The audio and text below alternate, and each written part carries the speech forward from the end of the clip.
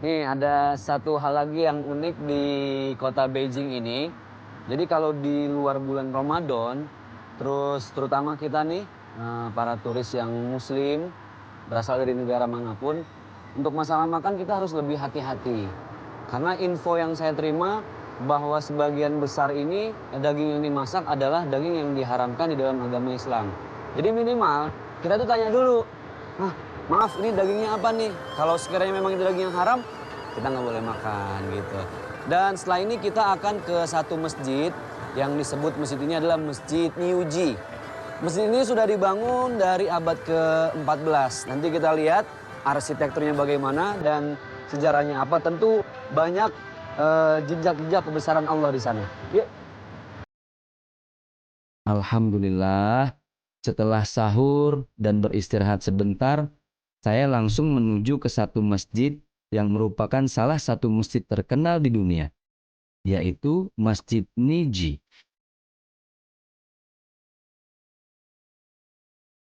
Kota Beijing ini memang memiliki warga muslim yang cukup banyak, sekitar 200.000 jiwa, dan menjadi tempat komunitas muslim di Beijing.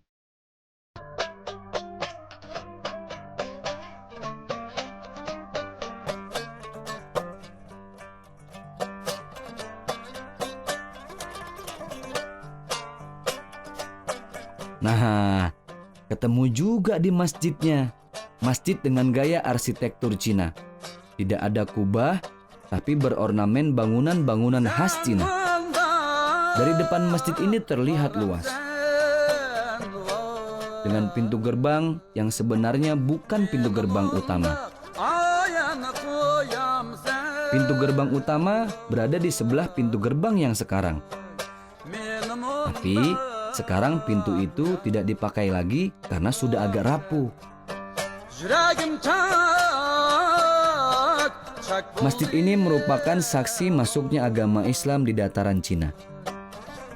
Masjid ini dibangun pada masa pemerintahan dinasti Qiao pada tahun 996 oleh dua orang Arab.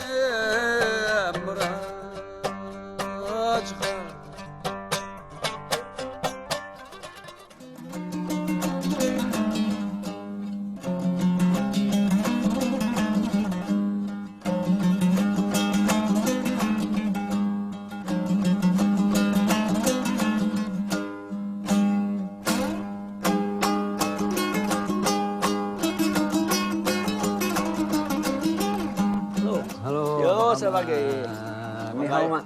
Ni hao, ni hao, ni hao. Subhanallah, ini namanya siapa, Pak? Saya Mr. Ku, Mr. Ku. Ku Hong Fu. Wah, Ku Hong Fu. Iya, Wah, iya. ini jangan-jangan temennya Cuyung Fat, jangan-jangan ya. Ya, kita mau muter-muterin masjid nih. Aku bisa nggak antar-antar saya nih keliling-keliling masjid? Ya, boleh, boleh, boleh. Nah, ya kita lihat. Dan satu hal yang unik ketika saya masuk di sini, bahwa Masjid Niuji ini sangat kental dengan ornamen perpaduan antara Cina dengan Arab ya. Iya, iya, iya. Sekilas bangunannya Cina, tapi beberapa sisi juga diambil dari arsitektur Arab Timur Arab, Tengah. iya, iya, iya. Nah, silakan, ayo Pak, kita bareng-bareng. Iya, iya, oke. Kalau Niuji itu bahasa Cina, Niuji. New arti sapi.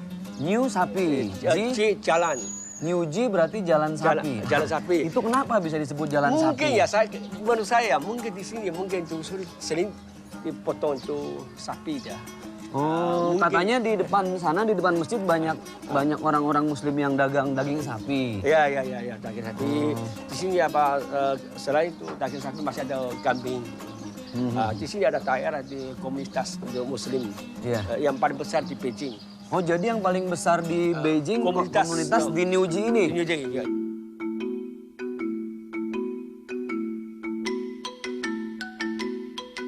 Masjid ini terbagi atas beberapa bagian. Di depan tempat sholat utama terdapat minaret tempat muadzin mengumandangkan azan. Sayang sekali, saya tidak bisa naik ke atas minaret. Di sebelah kanan kirinya terdapat pavilion. Minaret masjid ini tidak terlalu tinggi seperti minaret masjid lainnya. Di dekat minaret juga terdapat ruangan-ruangan yang dulu dipakai untuk menyiarkan agama Islam. Nah, Di dekat menara ini, saya juga melihat ada sebuah tungku. Tungku ini dipakai untuk memasak makanan pada hari puasa ke-27 atau pada hari-hari besar seperti Maulid Nabi. Di sini juga terdapat 2 buah prasasti yang merekam pernyataan Kaisar Kangxi dari dinasti Qing setelah dilaksanakannya renovasi besar di tahun 1969. Prasasti tersebut menuliskan tentang tanggal pembangunan masjid serta tanggal renovasi dan penambahan bangunan di setiap periode sejak dinasti Liao.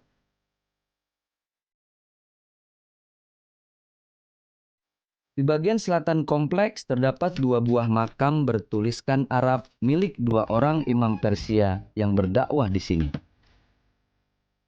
Pengaruh budaya Cina sepertinya masih tampak di masjid ini. Terbukti dengan adanya tempat dupa di depan makam tersebut.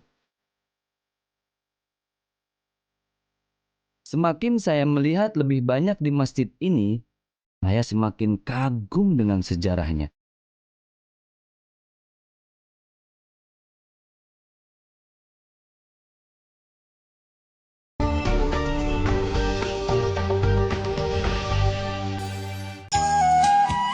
Di tempat itu laki-laki bersolat di sini. Ya. Perempuan itu tempat lain itu.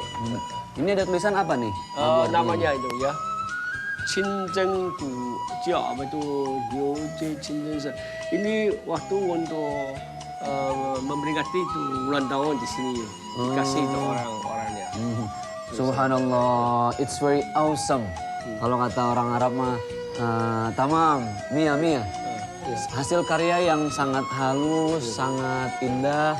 Saya lihat secara detail ada gambar-gambar ini ya, Pak Gu ya, ada gambar teko, ada gambar kendi, pot bunga. Ini maksudnya apa nih Pak Gu ya?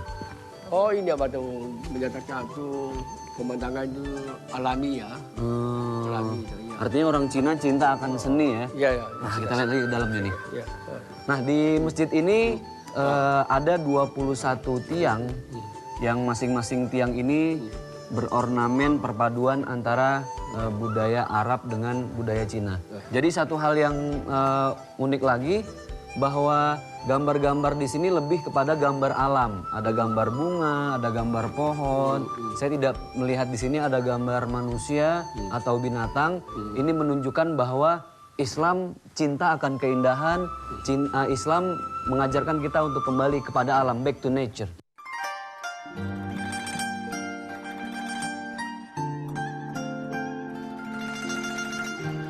Arsitektur khas Qing jelas terlihat pada desain aula utama ini. Langit-langit di depan aula didekorasi dengan panel persegi, yang pada tiap sudutnya dilukis dengan desain lingkaran berwarna merah, kuning, hijau, dan biru. Kaligrafi ayat-ayat Al-Quran dalam aksara Arab dan Cina. Lukisan bunga serta hiasan kaca berwarna menghiasi ruangan ini.